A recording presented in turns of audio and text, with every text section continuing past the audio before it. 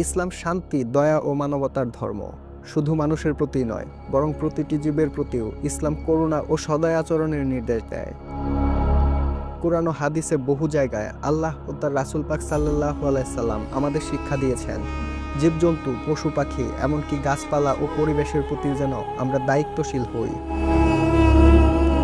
আজ আমরা জানব একটি হৃদয় বিদারক ঘটনা, যা আমাদের শেখায় কতটা গুরুত্বপূর্ণ একটি প্রাণীর প্রতিও সদয় হওয়া। এক নারী একটি ছোট্ট প্রাণীর প্রতি নিষ্ঠুর আচরণ করেছিল। সে তাকে খেতে দেয়নি, পানিও দেয়নি, এমনকি ছেড়েও দেয়নি, যাতে সে নিজের খাবার নিজে সংগ্রহ করে বেঁচে থাকতে পারে।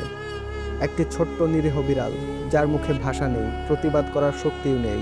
তার প্রতি এই নির্মমতা আল্লাহর নিকট এতটাই জঘন্য মনে হয়েছে যে এই একটি মাত্র কাজের কারণে সেই নারী জাহান্নামের যোগ্য বলে গণ্য হয়েছে।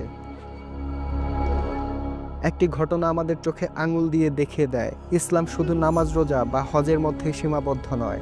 ইসলাম আমাদের প্রতিটি আচরণ, প্রতিটি ব্যবহারের মধ্য দিয়েও আল্লাহর সন্তুষ্টি অর্জনের শিক্ষা দেয়। একজন মানুষ হয়তো বিশাল দান করেছেন, দীর্ঘ নামাজ পড়েছেন, কিন্তু যদি তার ব্যবহার হয় কঠিন, অহংকারী বা নিষ্ঠুর, তবে সে আল্লাহর কাছে গ্রহণযোগ্য নাও হতে পারে। রাসূল পাক সাল্লাল্লাহু আলাইহি সাল্লামের বর্ণিত হাদিস দ্বারা এটির প্রমাণ স্পষ্ট হয়ে উঠেছে, যা সহিহ বুখারী ও মুসলিমে উল্লেখ আছে।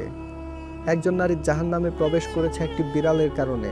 সে বিড়ালটিকে আটকে রেখেছিল, না সে তাকে খাবার দিয়েছিল, না তাকে মুক্ত করে দিয়েছিল যাতে সে নিজের খাবার নিজে খেতে পারে। অবশেষে বিড়ালটি ক্ষুধায় মারা যায়।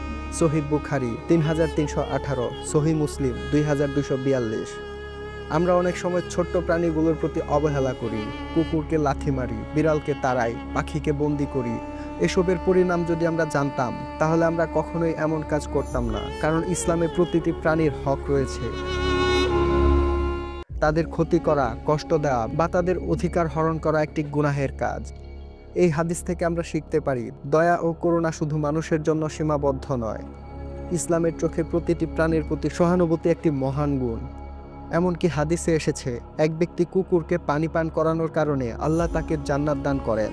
পক্ষান্তরে এক নারী বিড়ালের প্রতি নিষ্ঠুর আচরণের কারণে জাহান্নামে প্রবেশ করে।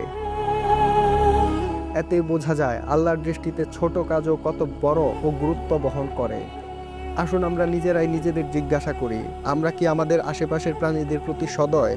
আমরা কি গৃহপালিত প্রাণীদের সঠিকভাবে খাবার দিচ্ছি, যত্ন নিচ্ছি, কিংবা আমরা রাস্তার পশুদের প্রতি কষ্টদায়ক আচরণ করছি না তো? এই জবাবদিহিতার অনুভূতি আমাদেরকে সত্যিকারের মুমিন বানাবে ইনশাআল্লাহ।